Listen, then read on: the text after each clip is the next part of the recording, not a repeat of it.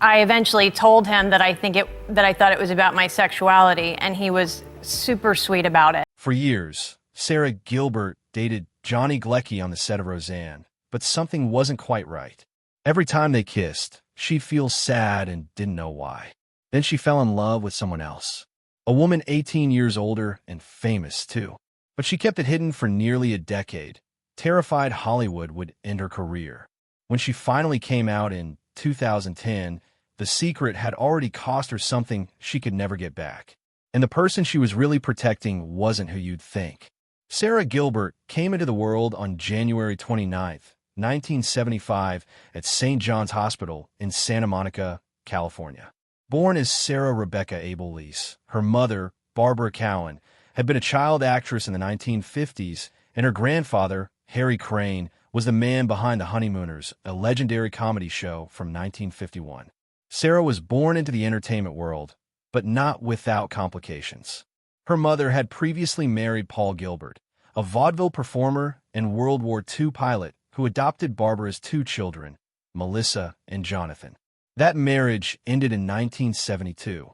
Paul Gilbert died by suicide on February 13, 1976, a truth the family concealed for decades, initially telling the world he had died of stroke.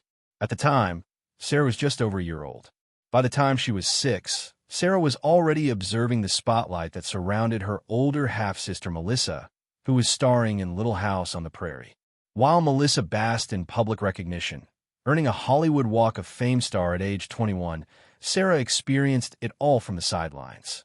She once said she wanted to act simply because she was jealous of the presence Melissa received on set. In 1984, when she was 9, Sarah officially took on the surname Gilbert, symbolically tying herself to the same legacy. Her siblings, Melissa and Jonathan, weren't biologically related to each other or to Sarah, but they were all part of one complicated, high-profile family. Sarah's first time in front of a camera happened at the age of 6 in a Kool-Aid commercial.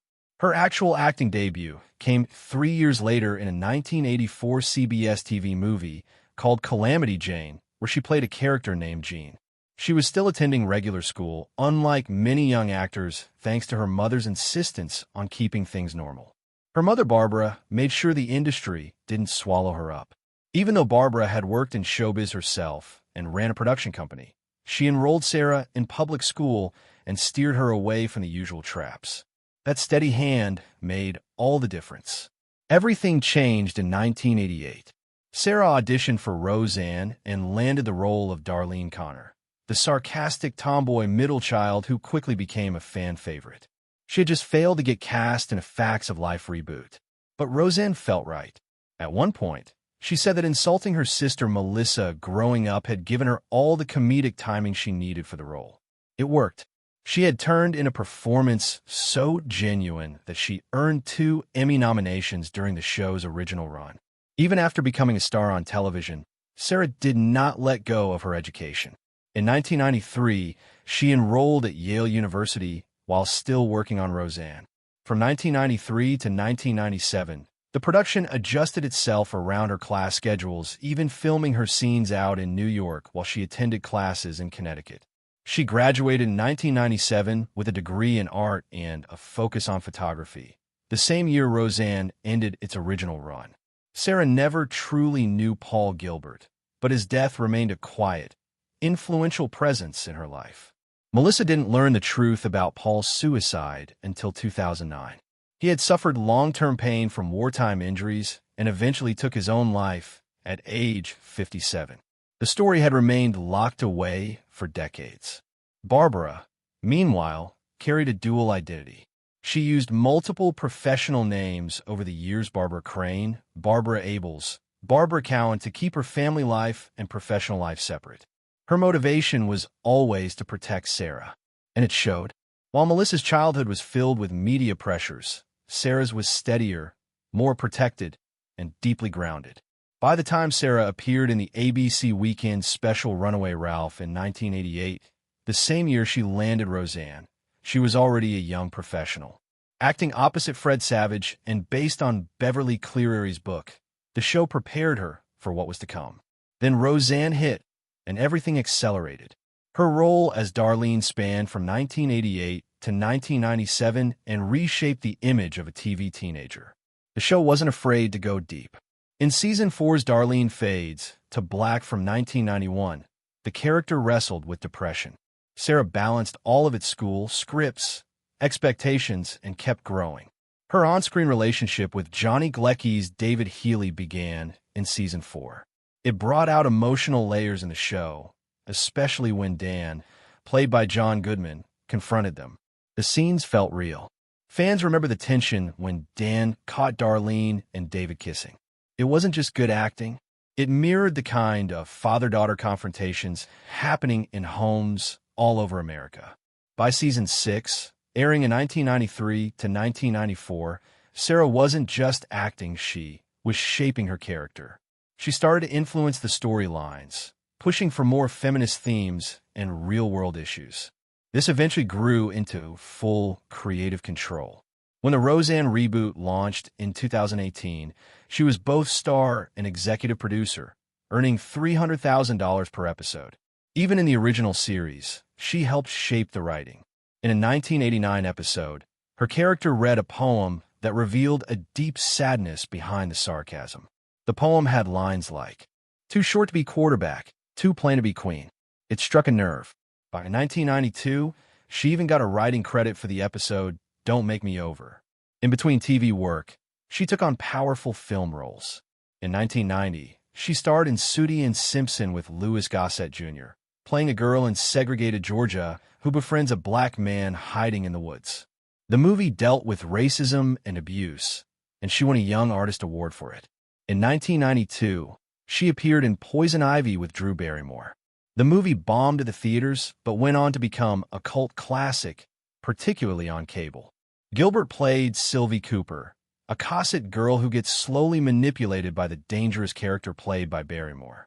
The performance brought her an Independent Spirit Award nomination. But it wasn't all smooth sailing. The 1997 Roseanne series finale had audiences divided. It revealed that most of Season 9 had been fiction. Dan had died, couples were switched, and the lottery win never happened. It felt like a betrayal to the fans. Even Sara later admitted the show should have ended with Season 8. When the reboot came in 2018, they undid the finale. Dan was alive again. The timeline reset, and Sara finally had the power to guide the story from behind the camera. When Sara Gilbert joined ER in late 2004, she came in as Dr. Jane Figler, a quiet medical student moving through the chaos of County General. She was already well known for playing Darlene on Roseanne, but the writers never gave her much space here. Her character floated in and out of episodes for 3 years with no real storyline until one controversial twist. At one point, she was written into a weird BDSM dynamic with Dr. Crenshaw, which drew attention only because nothing else about her role ever stood out. Even that didn't go anywhere. Gilbert would disappear for stretches, then just reappear without explanation. Between 2004 and 2007, she was in 15 episodes, but never really left a mark.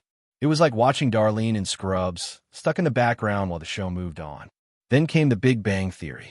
In October 2007, she showed up as Dr. Leslie Winkle, a no-nonsense experimental physicist who quickly became Leonard's love interest. Her deadpan delivery was sharp, and the fans noticed. She appeared in early episodes like the Fuzzy Boots Corollary and returned in popular ones like the Hamburger Postulate and the Codpiece Topology. For a moment, it felt like the writers had something. She was promoted to the main cast in Season 2, but that didn't last. By 2009, she was back to recurring status. The show struggled to figure her out. She wasn't Penny. She wasn't Amy. And her bluntness didn't always fit. In a 2025 interview, Gilbert admitted the writers hit a wall with her character.